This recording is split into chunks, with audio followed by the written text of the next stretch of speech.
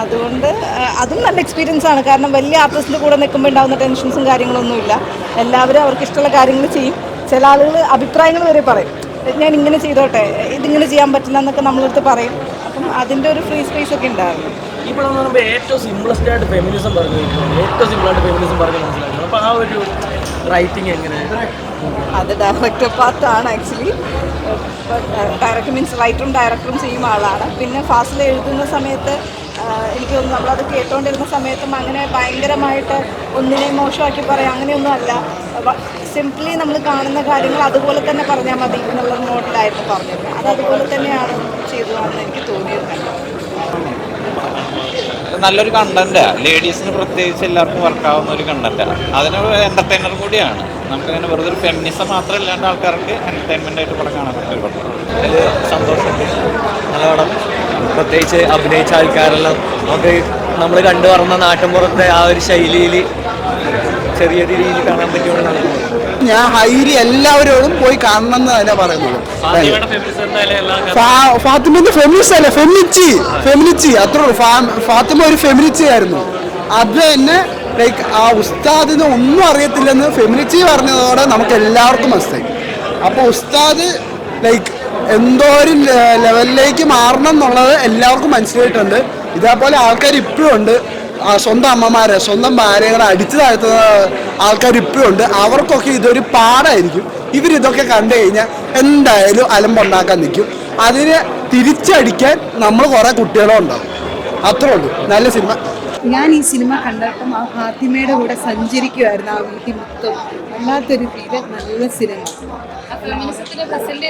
അത് നന്നായിട്ട് എനിക്ക് തോന്നുന്നു ഒരാൾ മാത്രമേ ഉള്ളെന്ന് തോന്നുന്നു തിയേറ്റർ ആർട്ടിസ്റ്റ്. ബാക്കി എല്ലാവരും പുതുമുഖങ്ങളായിരുന്നു. പക്ഷെ അവരൊന്നും അഭിനയിക്കുമല്ലായിരുന്നു, ജീവിക്കുമായിരുന്നു. പിന്നെ ആവശ്യമില്ലാത്ത BGM കുത്തിക്കയറ്റുകളൊന്നുമില്ല. എനിക്ക് കണ്ടിരിക്കാം. പല പെൺകുട്ടികൾക്കും കണക്ട് ചെയ്യാൻ പറ്റുന്ന ഒരു മൂവിയാണ്.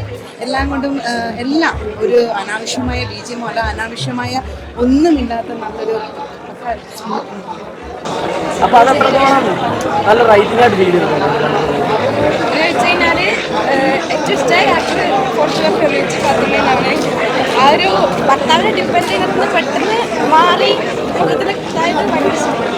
ഇങ്ങനെ ആയിരുന്നില്ല. കുറേയൊക്കെ ഇപ്പോഴും മലപ്പുറം കോഴിക്കോടൊക്കെ ഉണ്ട്. പക്ഷെ 10 രൂപ പെണ്ണുങ്ങൾ സമ്പാദിക്കണം ഏറ്റവും വലിയ നല്ലതാണെന്ന് പറഞ്ഞാൽ കണ്ടപ്പോൾ ചിരിക്കാം. നമുക്ക് കുറേ ചിന്തിക്കാം. ഇതിലെങ്ങനത്തെ ഒരു സിനിമയൊക്കെ വരണം, എന്നാലേ പെണ്ണുങ്ങൾ ശരിക്കും ഒരു എല്ലാവരും പുറത്തോട്ട് ഇങ്ങനെ വരുള്ളൂ. നല്ല സിനിമയാണ്, സൂപ്പർ. ഫെമിനിസം എന്താണെന്ന് ഭയങ്കര സിമ്പിളായിട്ടാണ് എല്ലാവരും പറഞ്ഞ് മനസ്സിലാക്കുന്നത്. അതെ. അപ്പം ചേച്ചിക്ക് എത്രത്തോളം കണക്ട് ചെയ്യാൻ പറ്റും? എനിക്കെന്ന് പറഞ്ഞാൽ ഞാനൊക്കെ ഒരുപാട് അനുഭവിച്ചതാണ് ഇതൊക്കെ. ആ അനുഭവമാണ് നമുക്ക് വന്നേക്കുന്നത്. ഈ അനുഭവം ഞാനൊക്കെ പുറത്തോട്ട് വന്നപ്പോഴാണ് ഇങ്ങനെയാണ് ശരിയെന്ന് പറഞ്ഞത്. മറ്റത് അടിച്ചമർത്തപ്പെട്ടിരിക്കുകയല്ലേ, പെണ്ണുങ്ങളുടെ ഈ പൈസ ഇല്ല. ഇതൊക്കെ നല്ലൊരു കാര്യം പറഞ്ഞു. ഈ സിനിമയുടെ പേര് സൂപ്പർ സിനിമയാണ്. കുറച്ചേ ഉള്ളൂ, എങ്കിലും നല്ലത് ചിന്തിക്കാനും ചിരിപ്പിക്കാനും ഉണ്ട്. സൂപ്പറായി. അതിൽ അഭിനേതാക്കളും അത് അടിപൊളി. ഫാമിലി പിന്നെ എല്ലാവർക്കും ഒരു ഇൻസ്പിറേഷനാണ് ഈ സിനിമ. നല്ല അടിപൊളിയായിട്ട് അതിനെ അവതരിപ്പിച്ചിട്ടുണ്ട്. കോമഡി എല്ലാം അടിപൊളിയായിരുന്നു. അടിപൊളിയായിട്ട് വർക്കാവും, ഉറപ്പായിട്ടും വർക്കാവും. ചിരിക്കാനും ഉണ്ട്, അതേപോലെ ചിന്തിക്കാനും ഉണ്ട്.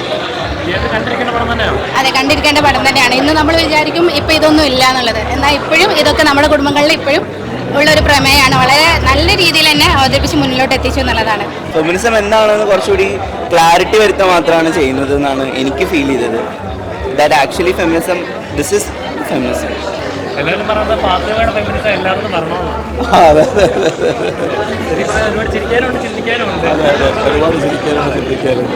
ഇപ്പം എന്തായാലും ഒരുപാട് ഇങ്ങനത്തെ ചിത്രം ഒരുപാട് സാധനങ്ങളൊന്നുമില്ല. എന്നാൽ വന്നാരെല്ലാം ഗംഭീരമായിട്ട് പെർഫോം. അതെ, അതിനായിട്ടുള്ള എക്സ്പീരിയൻസ് തിയേറ്ററിൽ വന്നപ്പോൾ ഉണ്ടായിട്ടില്ല. കാരണം നമ്മൾ പറയുന്ന ഡയലോഗ്സിൻ്റെ റിയാക്ഷൻസ്, അതായത് അതിൽ അത്രമാത്രം നർമ്മമുണ്ടായിരുന്നോ എന്നുള്ളതൊന്നും നമ്മൾ പറയുമ്പോൾ അത്രത്തോളം നമുക്ക് തോന്നിയില്ല ഷൂട്ട് ചെയ്യുന്ന സമയത്ത്. പക്ഷേ തിയേറ്ററിന് അതിൻ്റെ കറക്റ്റ് റെസ്പോൺസ് കിട്ടി. ഒരുപാട് സന്തോഷം.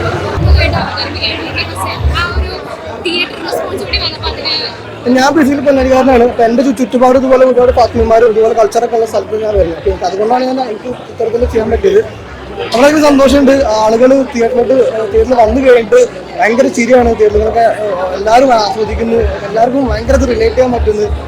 അപ്പോൾ ഇതുപോലെ എല്ലാവരും തിയേറ്ററിലോട്ട് വരണം, പടം കാണണം റിക്വസ്റ്റ് ചെയ്യണം. എന്നാലും നമ്മൾ ചെറിയ പടമാണ്, ചെറിയ ആൾ, പുതിയ ആൾക്കാരാണ്. ഞാനും പുതിയ ആളാണ്. എല്ലാം സപ്പോർട്ട് ചെയ്യണം. ചെറിയ പടത്തിനെ എല്ലാവരും ഞാൻ IFFK കാണാൻ പറ്റാണ്ട് സങ്കടപ്പെട്ട് ഇവിടെ വന്ന സിനിമ കണ്ടാണ്. അപ്പൊ അങ്ങനത്തെ റെസ്പോൺസ് ഒക്കെ കിട്ടി. IFFK ശേഷം ഇങ്ങനെ ഒരു റെസ്പോൺസ് IFFK-യിലുണ്ടായ അതേ റെസ്പോൺസിന് ഇവിടെ കിട്ടുന്നില്ല. അതിനേക്കാൾ കൂടുതൽ ഇപ്പോൾ ചിരിയും തിയേറ്ററുകളിൽ കിട്ടുന്നുണ്ട്.